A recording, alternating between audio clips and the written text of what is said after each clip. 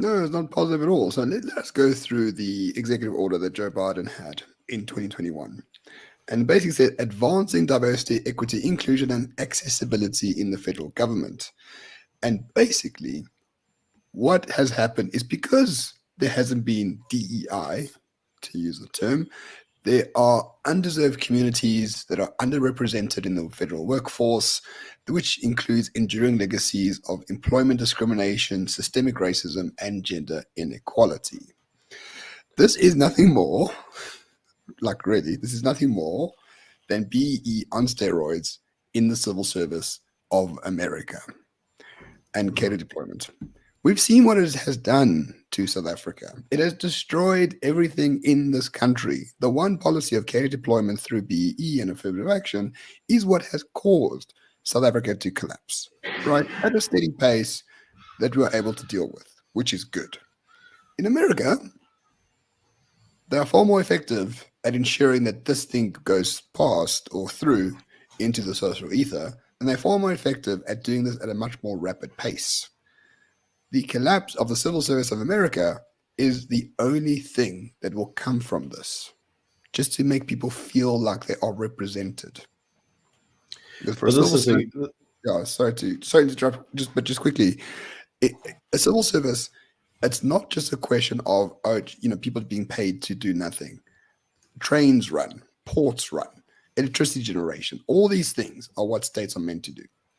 If you put in people who are unqualified to do it, you're gonna have state collapse. It's inevitable. Sorry, Byron. Yours. I was going to say that this is occurring now in the United Kingdom too.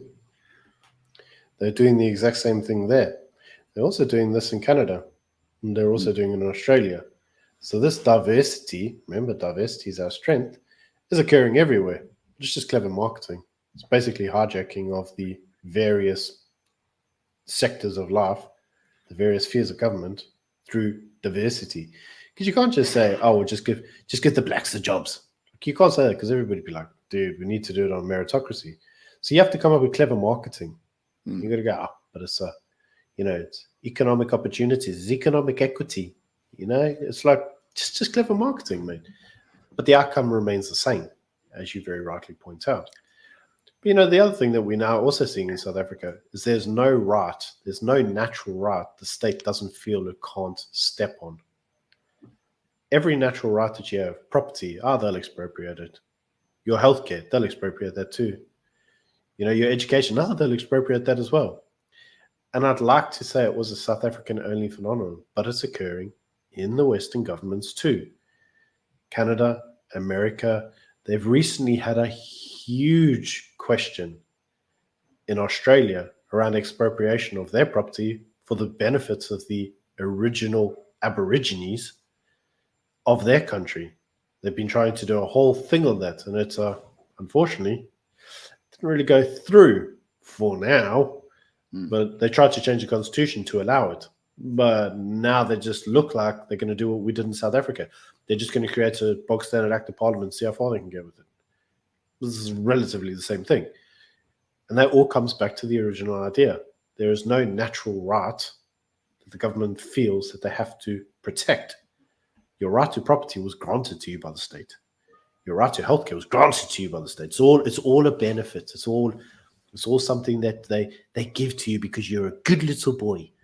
Like that wasn't John Locke's original ideas, man. And as I said, we are seeing that habit perforate now into all the Western civilizations. And the outcome is the same.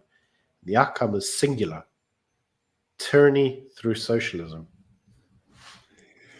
And a lot of people might be thinking we're being a bit hyperbolic here because, America is whatever, 65% white or whatever the case might be. Sure, but you do know that there's like hundreds of thousands of people coming through the southern border, same as in the UK. Hundreds of thousands of people who are not white. I'm not saying whites think of it a particular way, but just for the sake of the diversity question, this is how it works. You have a lot of people that sort of don't belong in that country. You make them belong in that country. And then you say to yourself, oh, wait, they are Americans now, or they are British people now. So therefore, we need to include diversity. And over time, that mass migration will just continue. It might be stopped by, for another term of Donald Trump or something like that. But you can never, ever, ever, ever close the taps because it's not in the best interests of the elites of those societies to close those taps. So the diversity question is actually going to be even more important in time to come. This is just the first stepping stone towards full-blown affirmative action all over the place because there's going to be more people to fill those particular roles.